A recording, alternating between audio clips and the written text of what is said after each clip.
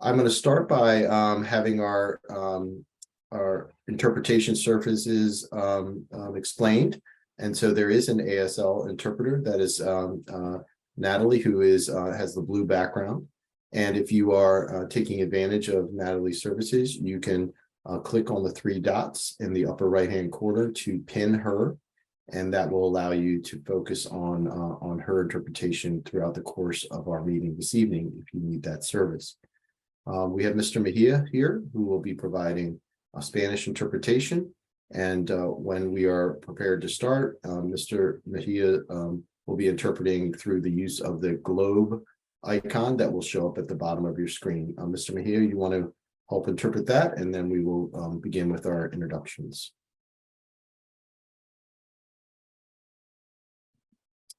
Mr. Mejia, you are on mute at the moment. Muy buenas noches, yo soy el señor Philip Lynch, soy el director del Departamento de Servicio de Educación Especial. Esta es nuestra noche del Comité de Asesoría de Ciudadanos de Educación Especial, SECAC. Nuestras reuniones son todos los cuartos jueves de cada mes. Bienvenidos a esta reunión. Ahora tenemos interpretación en lenguaje americano de señales. Está en el extremo superior derecho bajo los 3 puntos. Ahí ustedes pueden, si hacen un clic, ver a la persona que hace la interpretación de idioma de señales americano. También hay interpretación al español. Yo voy a ser su intérprete. Si ustedes quieren escuchar esta conferencia en español, pueden al pie de su pantalla apretar el icono del globo terrestre y seleccionar el idioma español o Spanish si es que quieren tener esta conferencia en español. Muchas gracias. Thank you, Mr. Mejia. And so folks can see the interpretation globe at the bottom of the screen. Select that if you need Spanish interpretation. So again, I'm Philip Lynch, the Director of Special Education for Montgomery County Public Schools. We will start by introducing the co-chairs. And I will start actually by introducing my counterpart, Amy Kropp, one of my fellow directors. And the 3 presenters we have this evening. If you could just come off mute and say hello. We have Amy, we want to start. Hi, everybody. Good evening. I'm Amy Kropp. I'm the Director of Pre-K Special Programs and Related Services. Thank you all, as always, for being here. We also have our presenters this evening. The first presenter is going to be Anna Whitebroad. Anna, you want to say hello? Good evening. I am Anna Whitebroad, and I am the Extended School Year Coordinator working in the Office of Special Education. And we have 2 co-presenters, 2 of my area supervisors, Laura Johnson and Dr. Melissa Brunson. So if you want to come off, we'll start with Dr. Brunson and then Ms. Johnson. Good evening, everyone. I'm Melissa Brunson, and I'm the Special Education Area Supervisor for the following clusters: Whitman, Rockville, Seneca Valley, Northeast Consortium Blake, and Northeast Consortium Paint Branch. I'm excited to be here tonight. I will be presenting with Laura Johnson about middle and high school transitions. Laura. Hi, thank you, Dr. Brunson. Again, my name is Laura Johnson, and I supervise the schools in the Gaithersburg, Northwest, Poolesville, and Springbrook clusters, and we are excited to share with you some exciting news about transitioning to middle and high school. Okay, so I want to introduce our SECAC co-chairs first, and then we'll have Derek put up the agenda. So let's start with Amy Bloom. Hi, everyone. It's nice to see all of you and welcome to our new families. We have 2 boys. One is at Bethesda Elementary in 3rd grade, and our 6th grader is at Westland and receives special education services. So those of you about to make that leap to 6th grade, I really understand what you're going through, and feel free to reach out to me if you need any support. And Connie? Thank you. Good evening, everybody. I'm Connie Nepomuceno. I just want to give a shout out to everybody and thank you for being here. It's a wonderful weather outside, so it's a big commitment. We have great attendance. I was like looking at the numbers, so thank you and happy spring to everybody. And I hope everybody got to celebrate World Down Syndrome Day last Tuesday on the 21st and wear your mismatched socks. So I'm a co-chair, just like Amy and Victoria, a volunteer position. I have a child in special education. He's in the Connecting program. And he's currently, well, he's about to transition to middle school. And I also have a child in second grade. So I'm very excited to be in every meeting, in every SECAC meeting. So thank you. And I speak Spanish. So if there's any Hispanic families who need help with resources in Spanish, please don't hesitate to contact me. Okay. And I know that we've been in contact with Victoria. She has some conflict, but she was going to be jumping on a little later. So when she joins us, we'll hopefully between our presenters be able to introduce Victoria, our third SECAC co-chair. And from there, I'm going to ask Derek to go ahead and post the presentation. And we do have some friends that will be sharing some updates with us, but we'll introduce them as we get to their pieces in the presentation. So I'm very proud actually of the topics that we've been able to cover this year. I think that we've had some amazing presenters, and I don't think this evening is going to be any different. And so as Laura and Melissa alluded to, we'll be hearing from them regarding transition to middle and high school, which is always a sign of spring when we start to talk about these transitions to help families get in the right space for thinking about what they may need to be doing this spring in order to help support their student and the schools that will be receiving their children. Bill, I'm going to jump in and let Natalie introduce herself again and help one family who has who is going to use Natalie for her interpretation skills. Perfect.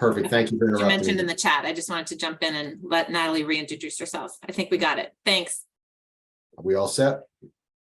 Thanks, Amy. Thanks for having my back.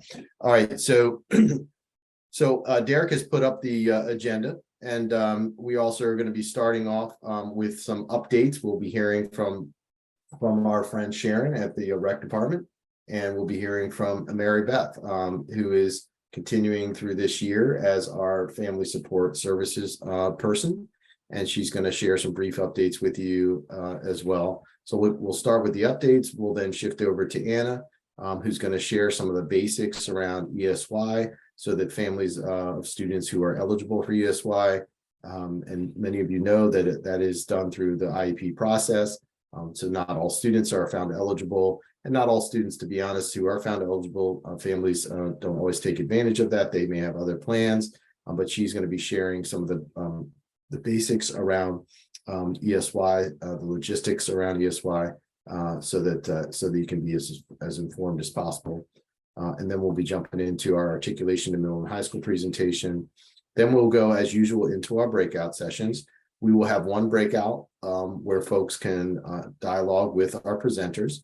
Both Anna and Melissa and Laura have agreed to hang out in the chat, or I'm sorry, in the breakout room, so that they can dialogue with you.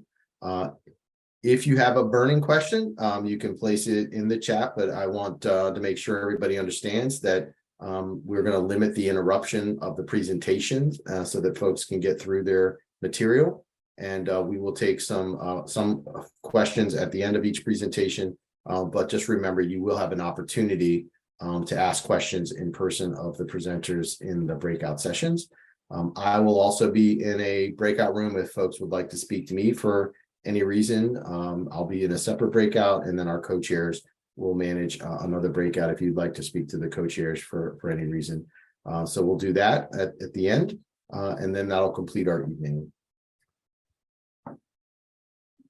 So if you want to jump into the presentation there, Derek, one thing that we really need to push here, and I need all of you to help with this. We got our very, very preliminary results for our MSDE MCPS parents survey. This is a survey that goes out to all families of students with disabilities. And I was a little embarrassed, to be honest with you. I'm sure Amy was too when we saw our preliminary results. Most other counties were outperforming us in terms of the early the early returns on our participation rate for our survey. We are, we are judged on how well we get the word out around this survey.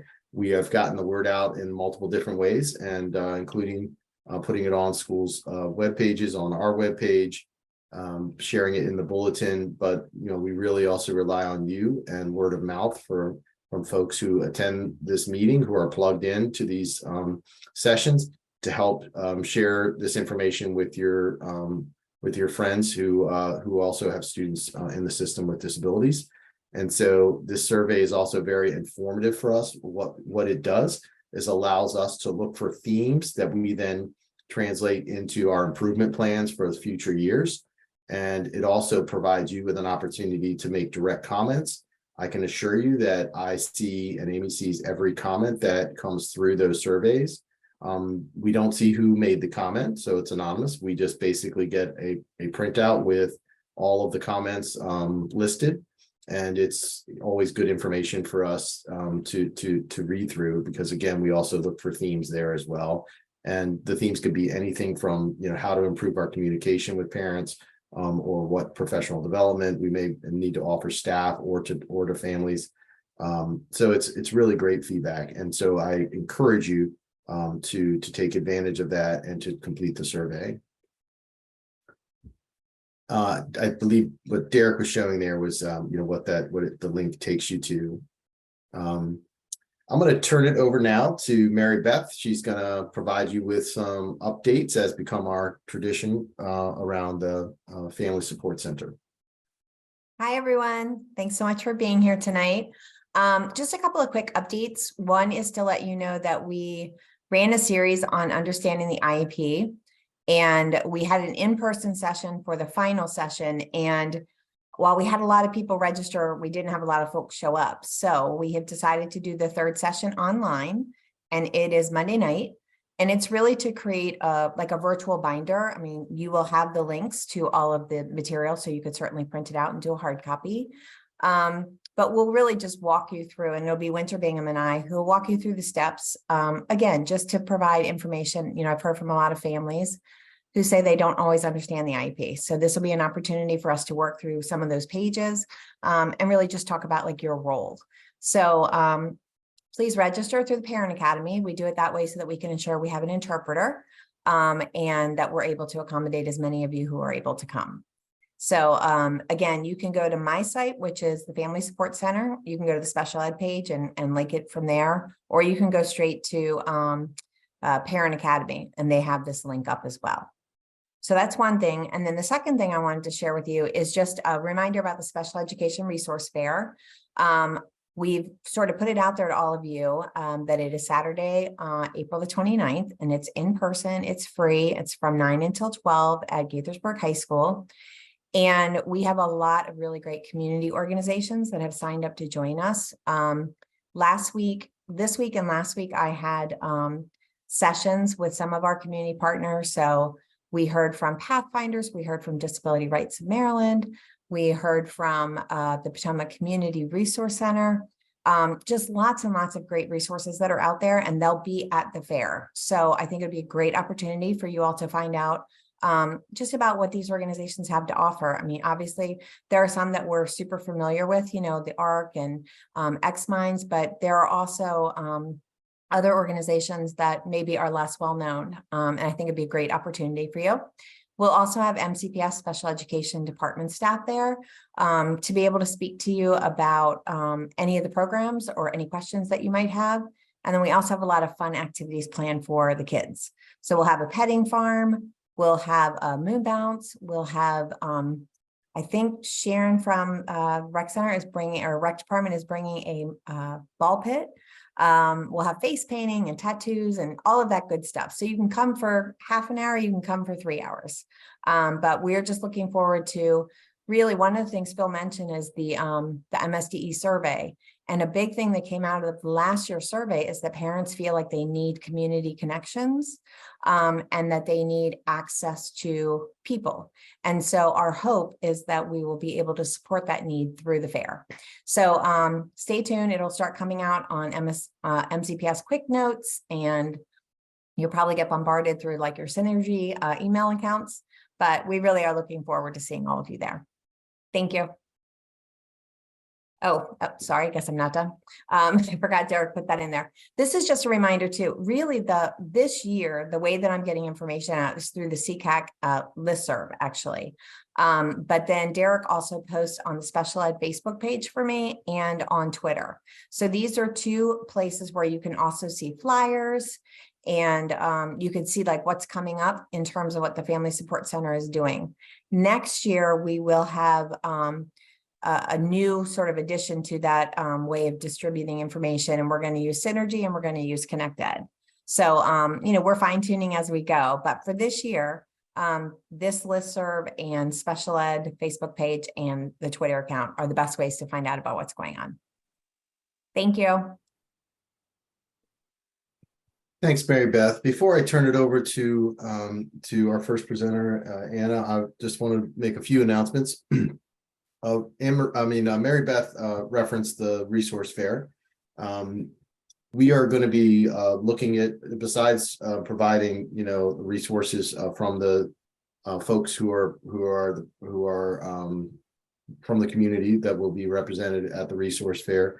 We're also looking to do some giveaways. And when I was asked to think about, you know, a book that we would use to provide, you know, families, the first thing that came to my mind was the book that was written by Judy Heumann. And so for those of you who are familiar with disability rights activism, you know, Judy Heumann passed away on March 4th, and she was just an incredible a human being who at age 75, you know, had spent decades battling for the rights of people with disabilities.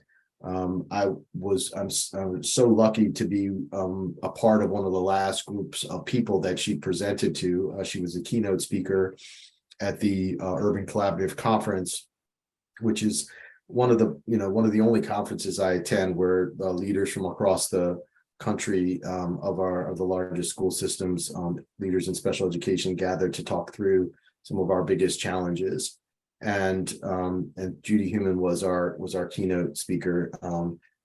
She was a quadriplegic from early childhood, and she fought to become a teacher. She had to fight through the battles of discrimination to even be able to become a teacher.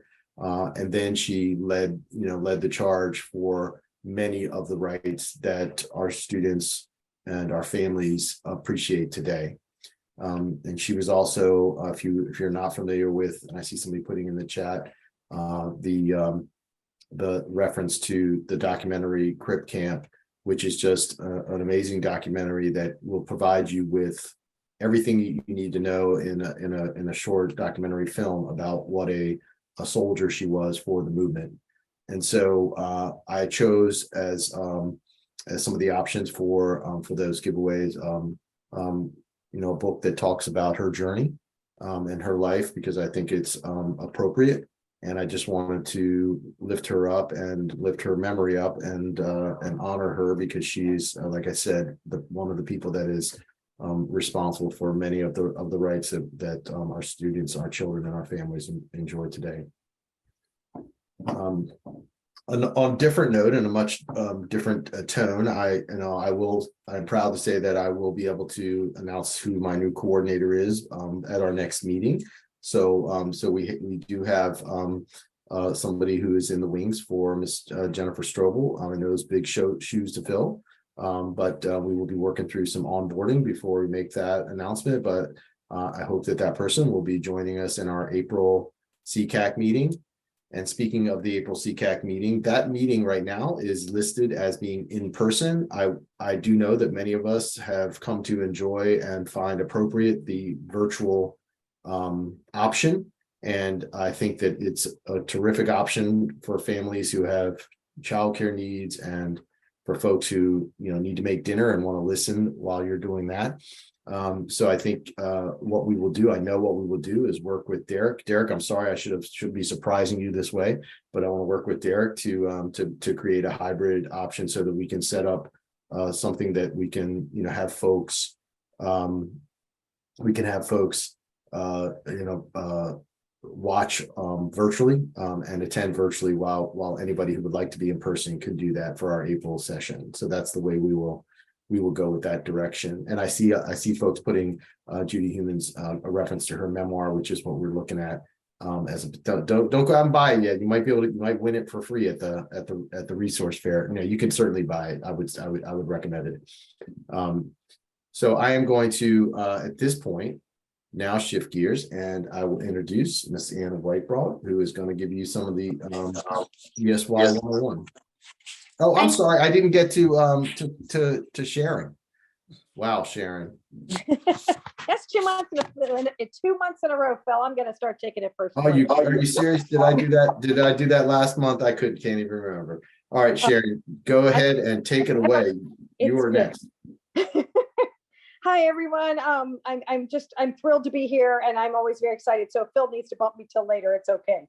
I have a couple of updates for you. We have a lot going on in the next few weeks.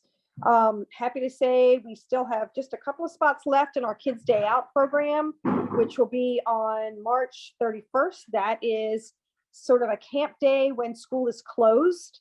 The professionals are still working, a lot of parents are still working, but need a place for some of the kiddos to go. So we will have a Kids Day Out program at Bauer Drive on March 31st. That program will run from 9 to 4.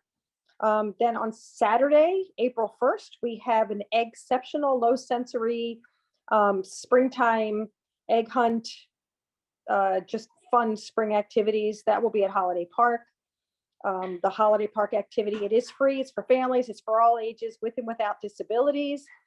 And then the following week, which is April 4, 5, and 6, we have a spring break camp for folks in special ed. And we do have a 6 to 12 and a 13 to 21 option. So that program will go to age 21 for those that you have, that you're looking for programs for your kids. And for the folks that have the older ones, 15 and up, we will be at the resource fair at Montgomery College this Sunday, and a lot of programs will be there. So for any of the parents whose kids are starting to transition, it's a great place to come and ask questions. There'll be a lot of folks there, MCPS, Montgomery College, housing, banking, job sites, all kinds of recreation. And it's just a great opportunity to be able to come and ask questions for families. And then the last thing I wanted to highlight is our Shine Brighter event, which is a big outdoor family festival at Wheaton Regional Park. That is on April 15th. That includes Montgomery County Police, Park Police, the Arc of Maryland, X-Mines, lots and lots of just co-providers will be there. We have all kinds of activities and face painting and gaga pits, and the police will be bringing dogs and talking a little bit about what it means to use the dogs in the park. And last year they did an amazing job explaining to kids that, if you're lost, why you should not run from the police or the dogs, that, you should engage with them. And then the police, the horses were also there. So huge hit, a lot of opportunity to interact. We also have a sensory retreat tent for anybody who gets overwhelmed, but all of that is free. So I just want to encourage you, as the weather gets nicer, to come out and about. All these activities, you can come and stay as long or as little as your family is able to, but we welcome you to come and join us and be happy COVID is over and we're able to go out in the community and do things together again.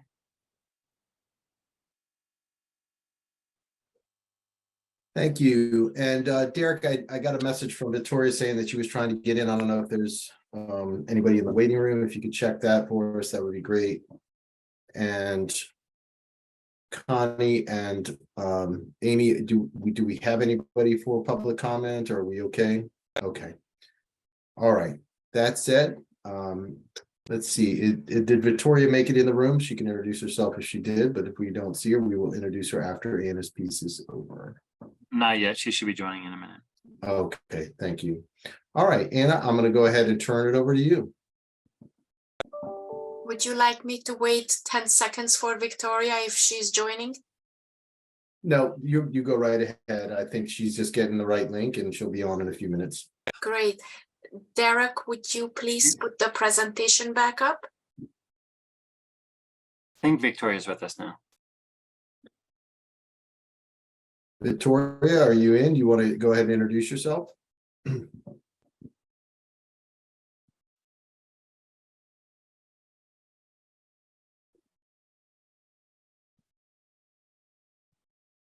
Victoria, can you hear me? I can't see everybody, so it's a little.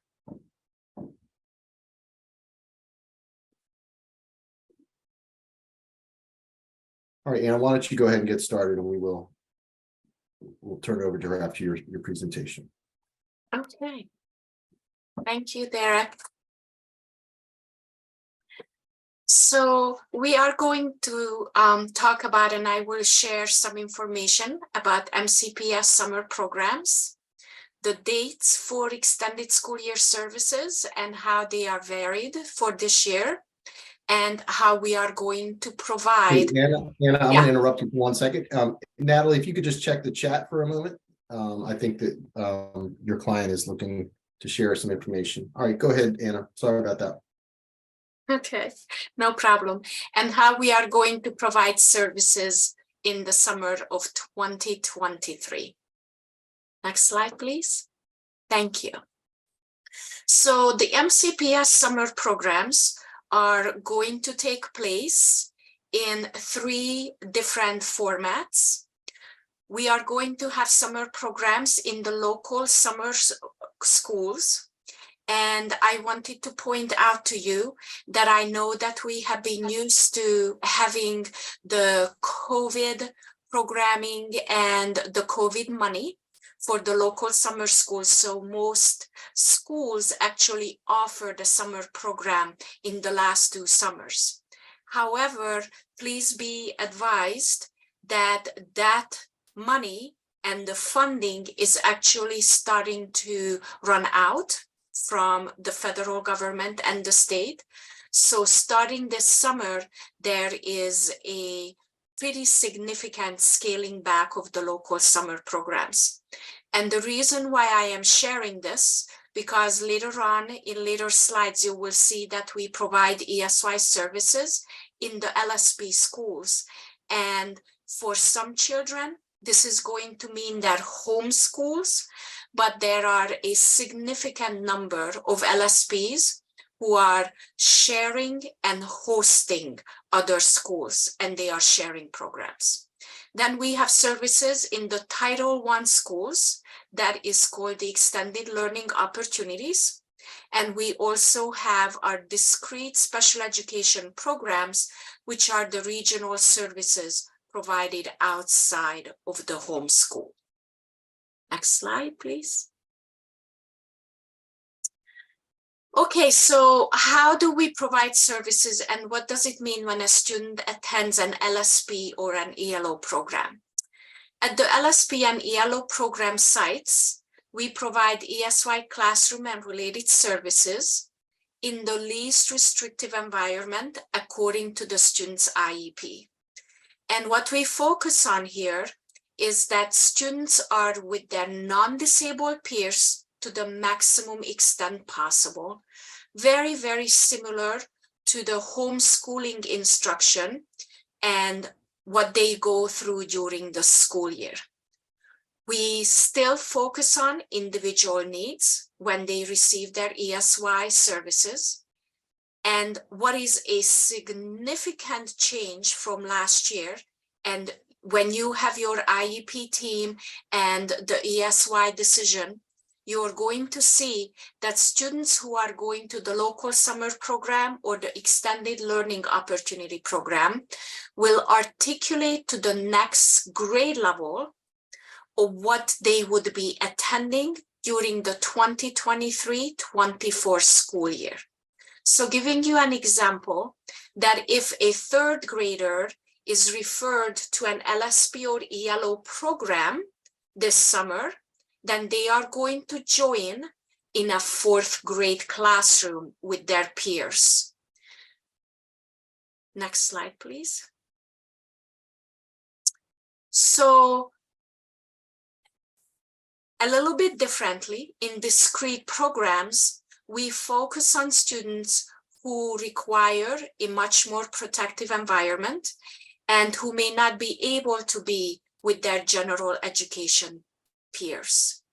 These discrete programs or regional sites are at designated separate ESY sites with peers who have similar disabilities and needs. Again, similar programming during the school year, focusing on individual needs. What is very important to note here, that the students who are in our discrete programs and are receiving regional special education services stay with their current grade level and do not articulate to the next grade level.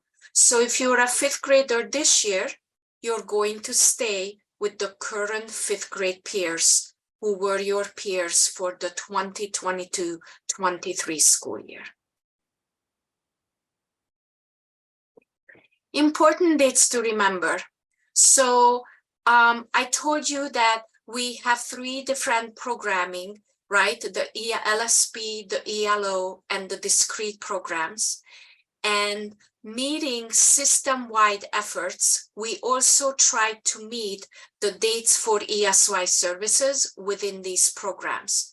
So you're going to see that high school LSPs start quite early, and we will provide ESY services during the first session for high school, that is June 28th through July 19th. Discrete program, special schools, and the Title I school ELO instructional dates are July 6th through the 28th. And the local summer programs for elementary and middle schools are July 10th through the 28th.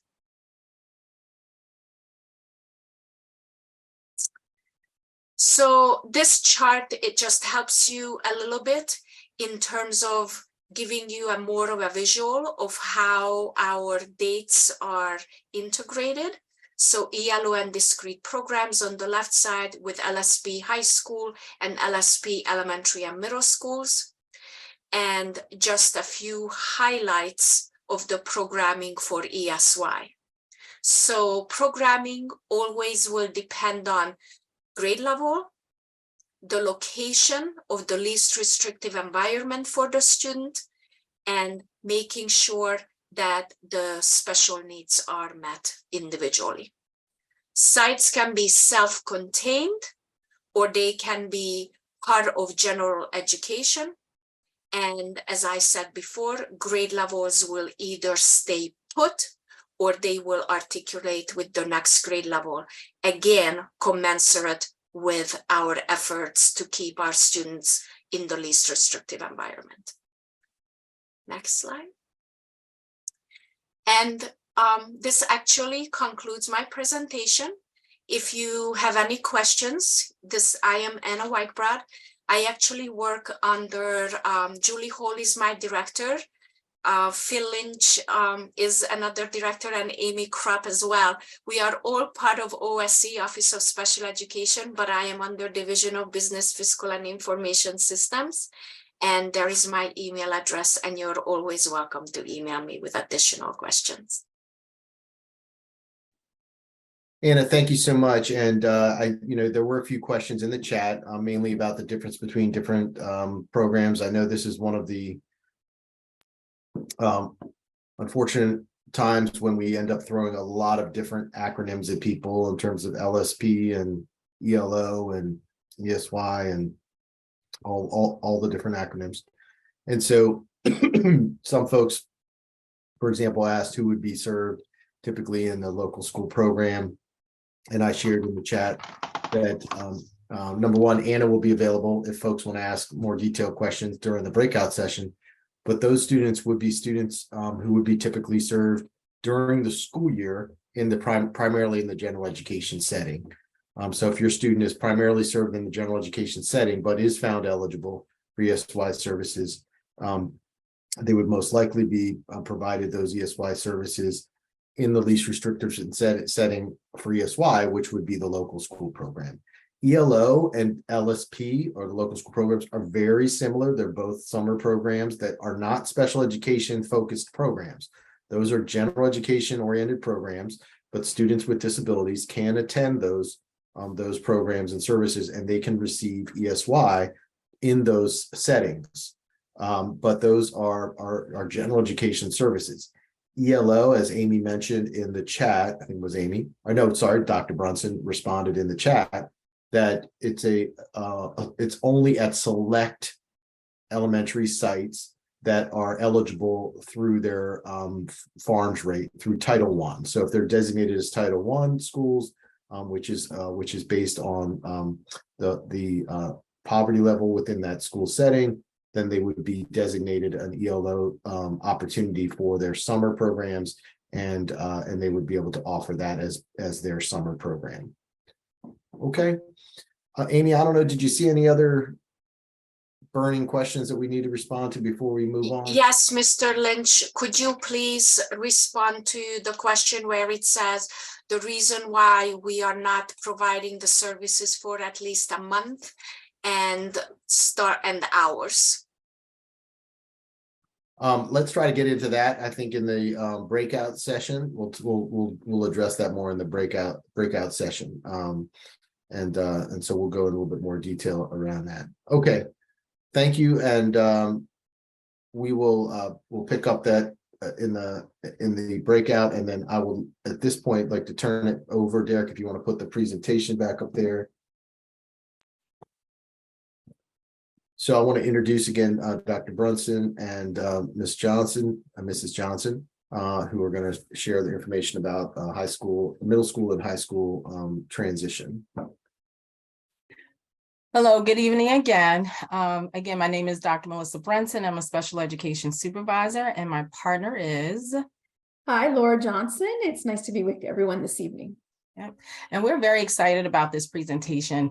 One, professionally is something that we enjoy speaking about, but also personally, we've had children go through these transitions. So you are speaking to people who have had first-hand experience. Right, and just a little bit more background, Dr. Brunson is a former elementary school principal, so she brings that knowledge to the table of transitioning fifth graders onto middle school, and so she is an expert in that. I spent the majority of my career in secondary programs, so I was at Gaithersburg Middle School for a number of years, and then Watkins Mill High School for a number of years, so I have the lens of what middle school and high school looks like. So let's go ahead and get started. Derek, next slide. Tonight, we're going to speak to you about 5 different topics. We're going to look at the global articulation and transition process. We're going to dive into academic course selection and interventions. We're going to spend some time talking about electives and extracurricular activities, what supports that you can expect from central office, and other tips for parents as you're navigating this transition. And then finally, we will talk about transition services that are required for our students when they are turning 14. And for some of you, you might think that's a little bit of ways, but as Dr. Brunson and I said, it goes by really fast. And so we will share some important information as we're planning for what's going to happen with life after high school. Next slide. And we certainly welcome questions in the chat. However, it's probably best if you hold off to the end or wait until we go into our breakout sessions. But feel free, if you have a burning question throughout this presentation, to pop it in the chat.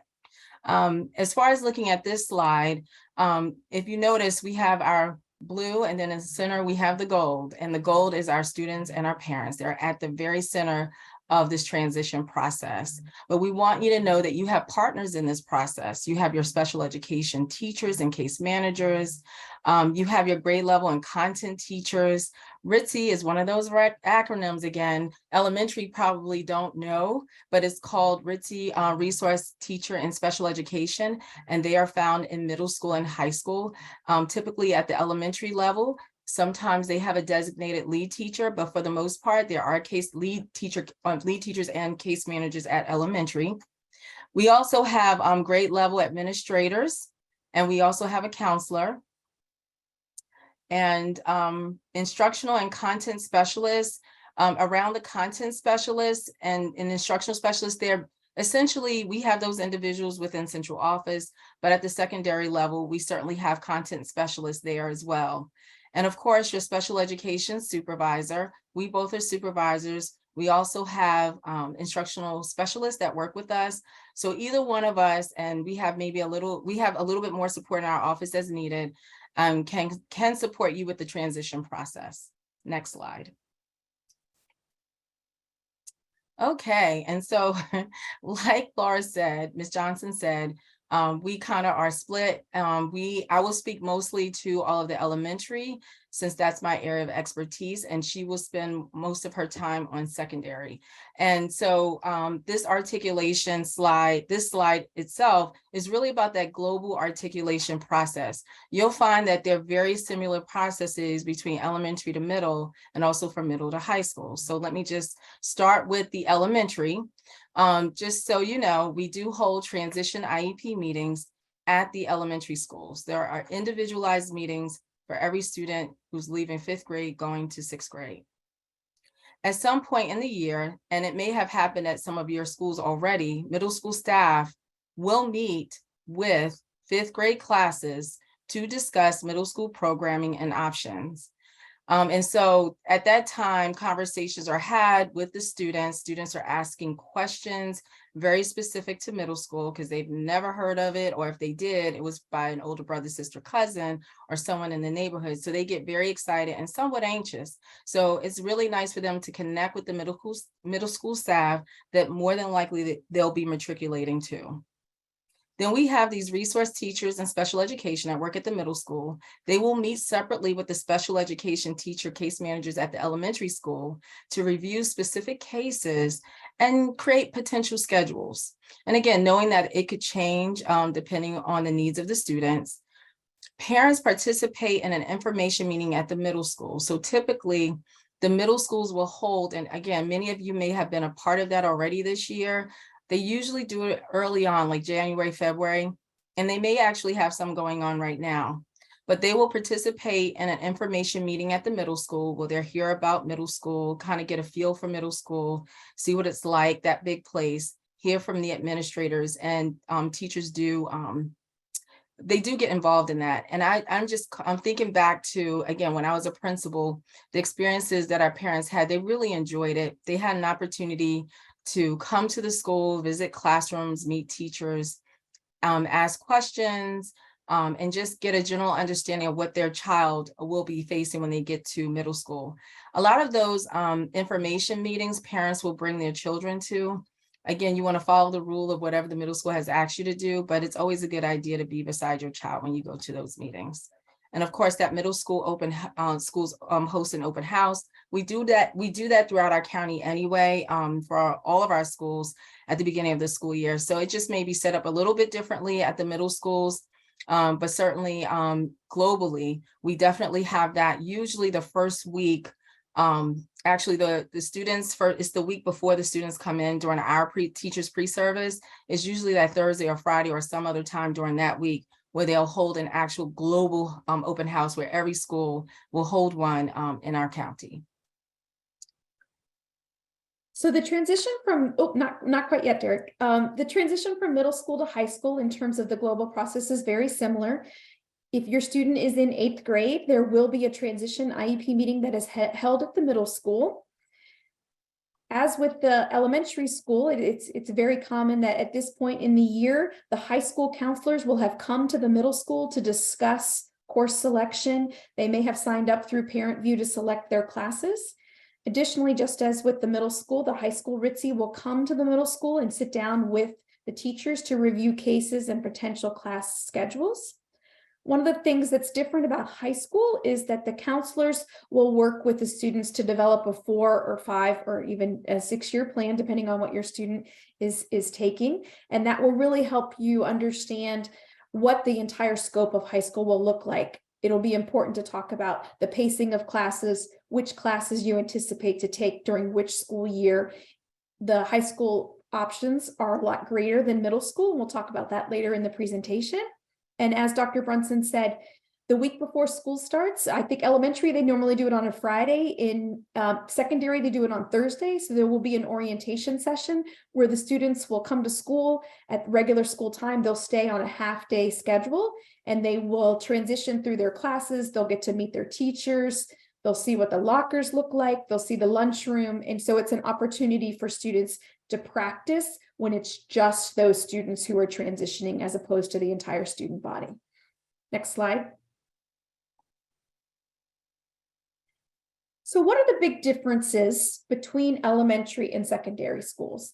One of the things that is the biggest difference is that in the middle school, instead of having 1 or 2 teachers in classes as they do in elementary school, you'll see in both the middle and high school that the students will have several teachers and they will transition through a period or a block scheduled day. So a period day would mean a school has 7 or possibly 8 classes a day. Each class is roughly 45 to 50 minutes long. After that prescriptive amount of time, the bell will ring and the entire student body changes classes. A block schedule is when a school chooses to, instead of meeting all 7 classes every day for 45 to 50 minutes, they may choose to only go to half of those classes one day for a longer period of time. And then the next day, they might go to the other classes. And it might sound a little confusing, but I promise you the students pick up on it so fast. They know exactly what day it is and what classes to go to. And at the beginning of the year, the teachers are very intentional about outlining, okay, from next you're going to second period. Everybody know where they're going. And so they walk the students through that process.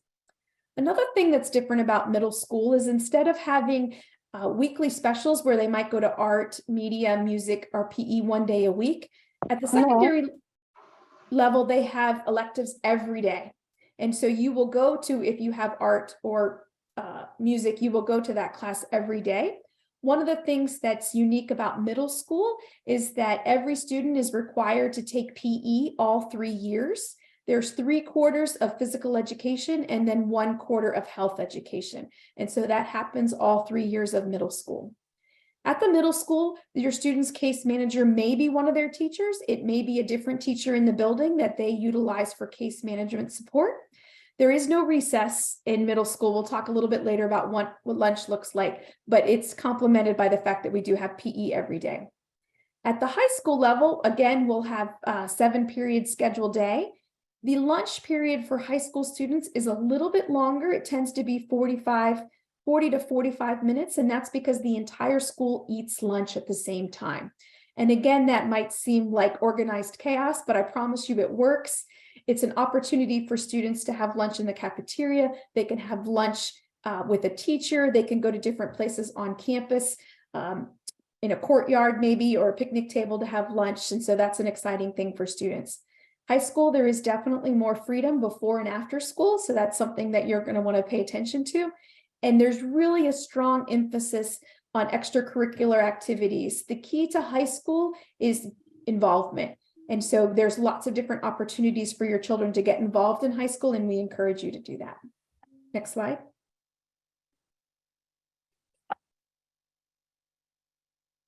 So we thought we should share this quote with you. Middle school is exactly what it sounds like, a mixed up mess of nothing and yet everything at the same time. So I'm here to tell you that as students are learning about, especially from the elementary, which is very different than when they get to middle school, we are preparing them for that experience. We know that many of them feel very anxious about being at a school that they've been at for 6 years or more.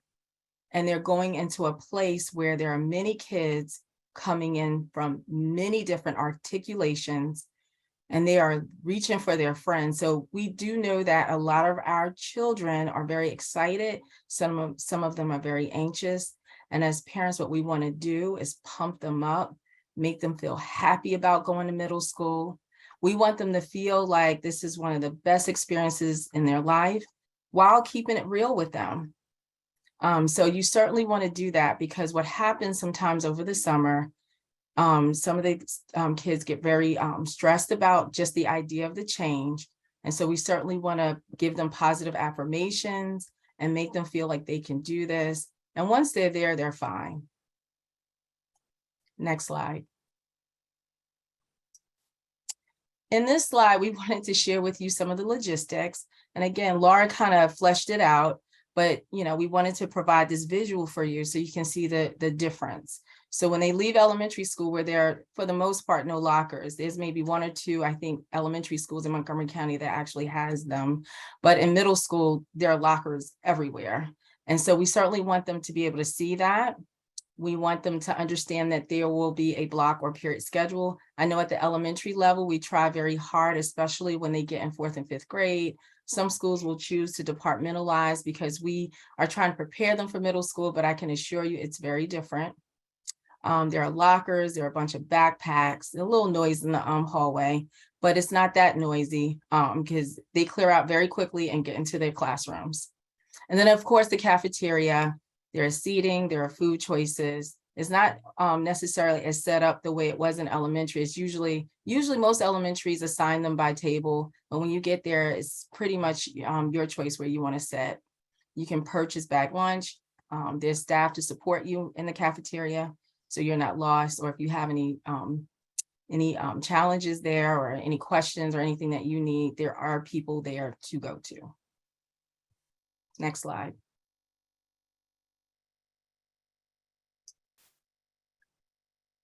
Next slide, Derek.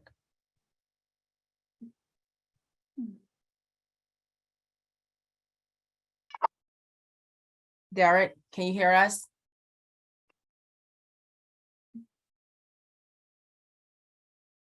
Okay, I'm not really sure what's happening while we're not going to the next slide, but Ms. Johnson, do you want to talk about the academic courses and interventions? Sure, absolutely. So when we get to, first I'll talk about the middle school. So in the middle school, all students take math, English, science, and social studies for all 3 years. And as I already mentioned, PE and health. So that is 5 out of the 7 classes. So the other 2 classes are really dependent on the individual student needs and their interest. I saw someone place in the chat the recommendation for taking a resource class. So that is one of the options that is available in most of our middle schools, where students can have a dedicated period with a special education teacher, or in some cases, a general education teacher, where they can work on organizational skills.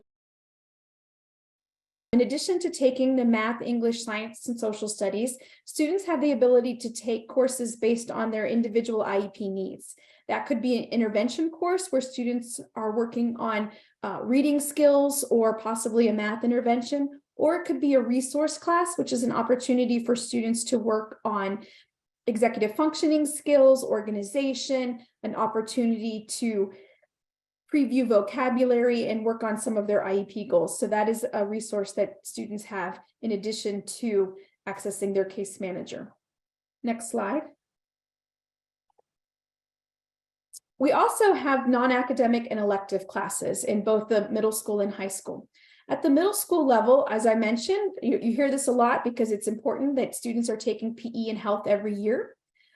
Oftentimes our students at the 6th grade will take an arts rotation class, which may be one marking period, a quarter of a various different arts activities. So it could be a music class 1 quarter and a fine art class 1 quarter. And so it gives students the opportunity to experience the different electives that are available, so they can really start to find what drives them and what are their areas of interest outside of academics. Students can also take a general education reading class, or if they are reading on or above grade level, in the middle school, students have the opportunity to start a world language. So that could be Spanish or French, whatever your individual middle school offers. And that is a high school credit that they would be earning in middle school. At the high school level, the electives and non-academics are slightly different. So instead of taking PE every year at the high school level, you are only required to take 1 year of PE. You're also required to take 1 year of health, 1 year of an art, and 1 year of a technology. And we will go into this a little bit later in the presentation when we talk about graduation requirements. There also is at the high school level something that's called a program completer. And that could be 2 years of a world language or a career and technology education program, which we will also go into a little bit later in the presentation. Next slide. At the middle school level and the high school level, there are various extracurricular activities that are available to students.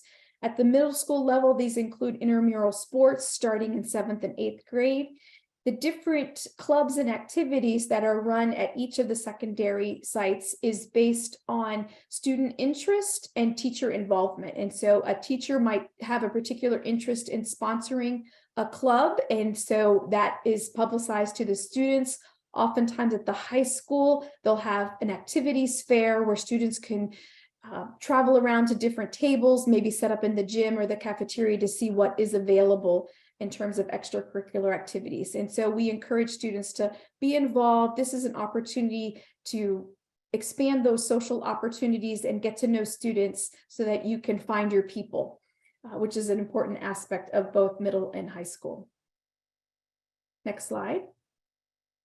One of the things that was specifically asked of this presentation tonight was to talk about who can you reach out to if your student is struggling with some social emotional adjustments when they get to middle school or high school. It's very important for all of our students in MCPS to have what we call a trusted adult. And that could be someone in the building that they have that connection with that they can go to and ask questions. We encourage all of our students to have a trusted adult at the school that they attend. That could be the student's guidance counselor. Students typically keep the same counselor throughout their middle school career and then their high school career. Every school divides it up a little differently. Oftentimes at the middle school, it's based on your grade level. If you have older students in high school, sometimes we'll see the counselors are broken up alphabetically, which is very helpful for high school families, because if you have multiple children in the same school, they would have the same counselor. The special education case manager is also an individual that can help navigate any social emotional problems that or concerns that your student might have. In addition to that resource teacher in special education, which we call a RITC, which can be thought of as a department chair. And so really that's what that person is. And so that RITC supervises the special education teachers and the case managers. And so we always encourage families to reach out to the case manager first. If you are finding that there's some communication concerns with the case manager, then your next level of support would be that RITC, and then finally the building level administrators. Oftentimes our students connect with a particular teacher, and that is their person, that is their trusted adult. Some of our students connect with a media specialist if they spend some time in the media center or the library a lot. So it's really important to talk to your student after the first week or two and start asking these questions. You might not want to use the phrase trusted adult, but you could say, like, who do you feel like you're connecting with at school, and encourage them to develop that relationship. And then also make sure you reach out to your friends and relatives who have students who are a little older, that they've been through it. We all need our support networks and to be able to get through this time of transition. Next slide. You know, interesting enough, Laura, when you were talking about friends and relatives and those that have been through this transition, I would say the same thing for parents. I think you should also, you know, go to a trusted adult who can advise you about this process. I just remember even me being a little fearful of my child going into middle school, and I heard a lot of cool quotes. Like one of them was like, "This too shall pass." So what does that mean? Okay. We know that our children's development really spikes and peaks when they get to middle school. So, you know, there was just those jitters that I had. So I went to my trusted adults and colleagues. So this part is really around the central office supports. And a lot of that sometimes occurs behind the scenes, but then you see us in front when we're in IEP meetings. And what I mean by that is, as an area special education supervisor, both Laura and I and our program supervisors teams will consult with the schools to discuss the articulation processes that are occurring in their schools. For students that have IEPs or even 504s separately, they would do in schools as they matriculate to the next level. Consultations, and what I mean by that is, we're talking about opportunities for us to actually observe the students in their current setting, review their records, and that includes any assessment data, any classroom information or data, and have discussions with the school-based team about the needs of their child, of the student that's matriculating to middle and or high school. And based on that consultation, we will work with them to make determinations about who should be invited to the meeting? Because depending on the needs of the student, we may need to invite a program supervisor in to discuss their programming or to at least review the case, get a sense of who the child is. And so we would invite them to the transition IEP meeting. Next slide. And what we would also do, of course, is review the current IEP. We know from elementary to middle, it's very different.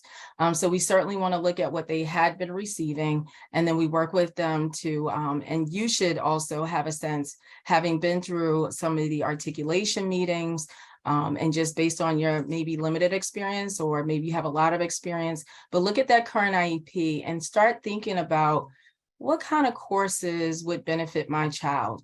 How you know about the courses, hopefully you've gone through the articulation process and you've reviewed the course catalog and the offerings with your child. You reviewed it yourself and also with your child, because you want to get a sense of what are they interested in, what makes them get excited. And then you might want to smooth over some of those anxiety, smooth over, areas in which they might feel a little discouragement about going, but get them excited about the courses. Hold an open discussion with your child about articulation. Tell them what it's like. It wouldn't even be a bad idea if you even share some of your experiences, letting them know that they can do this. It's really not as scary as they think. Once they're there, they just have a good time and they really do enjoy it.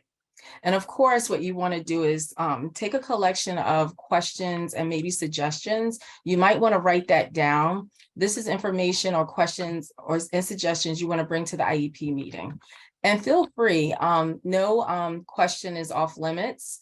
So you want to go there, you want to ask a lot of questions, you want to provide your own level of insight, and hold a really nice, rich discussion about it. I can assure you, from the elementary to middle and middle to high, every team wants what's best for your child when they move on to the next level.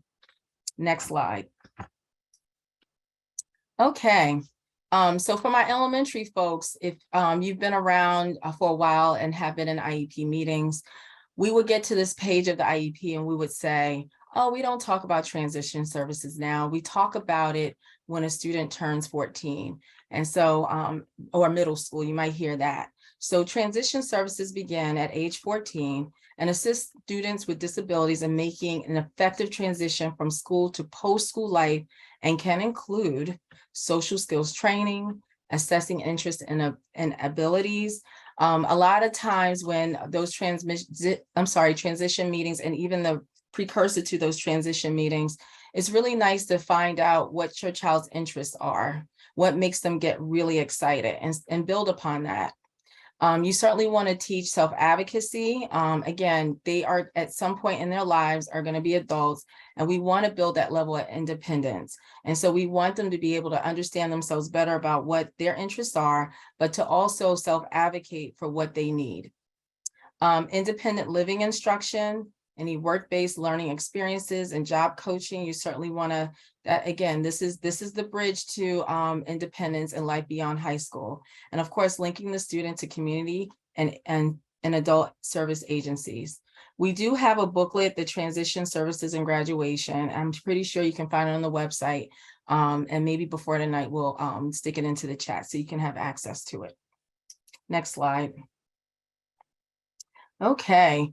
When we talk about this idea of independence and self-advocacy, and again, a lot of our kids lean on us over the years, and you always try to figure out oh my goodness, what's going to happen when they get to middle and or high school, or even beyond that? Will they have a level of independence? And so what you want to do is, even now, help them understand what their accommodations are. And they should know that. They should be invited to IEP meetings as we see fit. A lot of times I see students come to IEP meetings in middle and or high school. I very seldom see them in elementary school, but every once in a while, maybe in the upper grades, a parent or a team may elect to have a child be present. Help them understand what their disability is. They should have knowledge about what they're experiencing, what they're going through, and how it's impacting them through their life. Help them understand what their learning style, what works best for them. Are they auditory learners, visual learners, kinesthetic learners? So you want them to understand and get a sense of who they are. The fourth bullet goes into participating in IEP meetings. You certainly want to have them start setting academic and personal goals. Make sure that they understand and know their community. So one of the things that we are preparing them for life after high school, but we also are preparing them to be members of their community. Of course, there is student service learning hours and activities that they will have to participate in. I think it's 75 student service learning hours, just, generally. And, I think through that process, they really get to learn their community, see what's out there, learn the areas around them. Next slide. So this was another quote that Dr. Brunson and I got a little chuckle at. One day middle school will end up will end and become high school, and after that it just becomes life. All of those things that are important now won't be, and that's from one of our favorite books for our middle schoolers, Diary of a Wimpy Kid. And so we just put that in there just to kind of help keep everything in perspective. I know when you're in the moment and you're in middle school, it just seems like everything is so important, but just reminding the students as they go through that, as Dr. Brunson said, this too will pass and you will get through it, and so will they. We are going to now talk a little bit about what is the difference for students who are pursuing a Maryland high school diploma or a Maryland certificate of completion. So for some of you, you have students who are pursuing alternate learning outcomes, and so they are working on our Maryland curriculum at their pace and at their level on those alternate standards. I wanted to show you a picture of what that actual certificate looks like when you finish high school. So you can see on the left is a copy of the Maryland high school certificate, and on the right is the Maryland high school diploma. And so the two images are almost identical. You can see the difference in that upper right-hand corner is whether it's a certificate or diploma. Students who are graduating with a certificate of completion go through all the same pomp and circumstance that our students who are getting a diploma. They wear the caps and gowns, they walk across the stage, they're able to participate in all of those activities. We're going to go a little bit deeper into what the requirements are for a diploma, and then see how that also coordinates for students who are getting a certificate. Next slide, please. So if your student is entering high school, on track to get a Maryland high school diploma, they have to earn a certain number of credits, and they are required to be enrolled for 4 years, at least beyond 8th grade. So we have 9th through 12th grade. In Maryland, all students who are getting a diploma are required to earn 22 credits to get that diploma.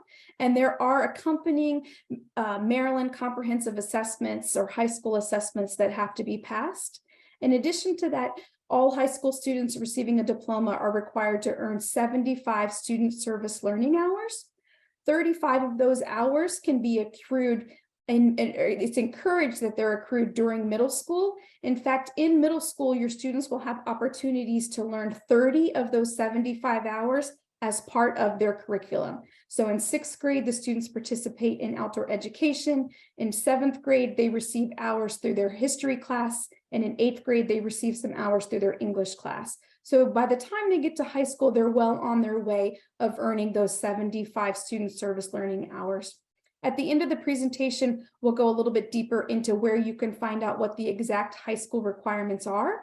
It's a little hard to see on that screen. We have the link to this document in English and Spanish at the end in our resources, but students are required to take 4 credits of English, 4 credits of math, 3 credits of science, 3 credits of social studies. As I mentioned, we have to have the art, the technology, and PE and health as well, in addition to the either world language program completer or a career technology program.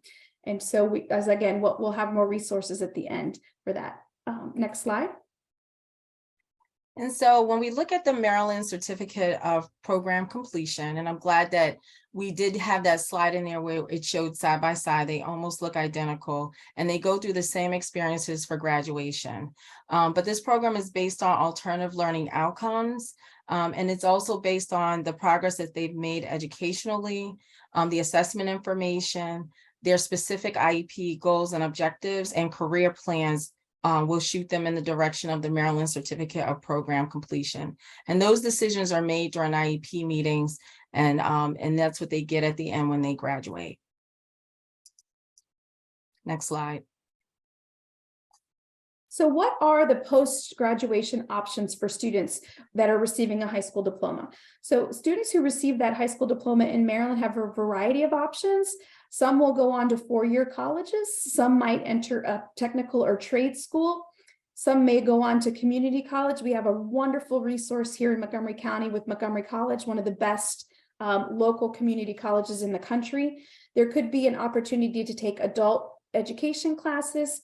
Some of our students go straight into the workforce. If they've taken one of those career technology education classes, they might be prepared to jump right into a technical or trade. And also students who graduate with a high school diploma are eligible to join the military.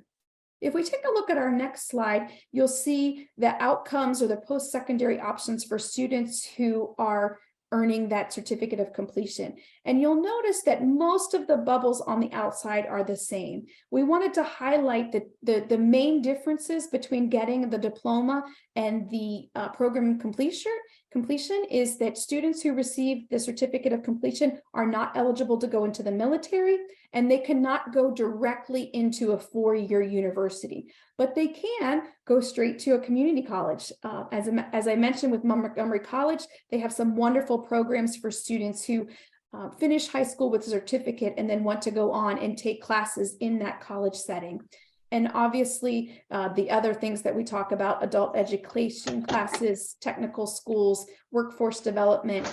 And if your student is eligible for adult agency services, that would be part of this program as well. So we wanted to focus your attention on some of the additional resources that you can have at your fingertips. And if you don't mind, Derek, click on the MCPS graduation requirements. We have literature in both English and Spanish, but if you look down, if you scroll down, these are the areas where you can pick up the pamphlets, and there's actually one. It tells you the different classes. It's like class of 2027 all the way down 2021, which is in our past. But here's an example of a class of 20 to 27. Okay. So I'm going to ask, I think, Derek, do they get this? I know this is recorded, but I'm wondering if we can pop a link into the chat for at least that link so that parents can have access.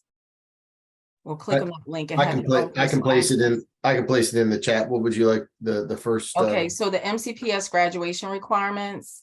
Okay, I'll put that in the chat. Okay, that's the main one. And I do think we'll post this presentation to the SECAC website, correct? Yep, all of our presentations are posted to the SECAC website, yeah, along with the recording. Okay, great. And then click on the student service learning hours, just so parents can see what that looks like. A full explanation of what that means is here with additional links and resources. And then go back to the slide. I do want to say, Dr. Brunson, that for our students who are pursuing a certificate of completion, those student service learning hours are not a requirement. We do encourage everybody to volunteer in their communities, but if your student is pursuing alternate learning outcomes, that there's a little bit of a difference there. Okay, click on transition. Okay, thank you. All right. Again, this is another great resource that you can get on the website. And I'm seeing and watching. Thank you, Phil, because a few people came up in the chat. I'm asking for links, specific links. Okay. And the last one is on the slide is keys to consider. Okay. The middle and high school transition keys to consider. This is like a one sheet, and I think actually this is a really great resource. So if we can get that one into the chat, and if parents, and at their leisure, they may want to print it out or keep it on them, but this is really good. It sort of summarizes everything that we talked about, the IEP articulation process, the middle school preparation, high school preparation, and so on. Okay, thank you.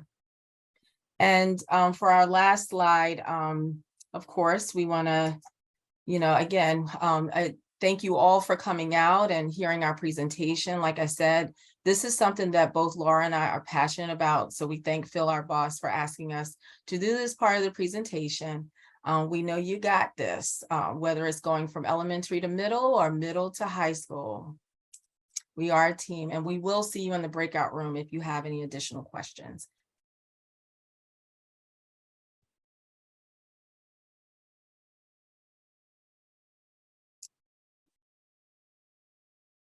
Thank you both so much for your presentation, and I will continue to put some of those links in the chat. But as we said earlier, all of the slides along with the recording of this presentation will be available in the SECAC webpage. For those of you who have not been there, you can just go right to the MCPS webpage and put SECAC into the search engine that's at the top of the MCPS page. It'll take you right to our webpage that has all of our information about our future meeting dates. We have two meetings remaining in April and May.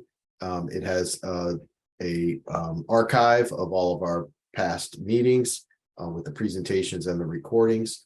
So if there was a topic that you want to revisit, including the information that's presented on these slides, you can certainly access that as well. So all of that will be there for you. But thank you again to Anna for sharing information about ESY. I know that there was a question regarding the rationale around the dates.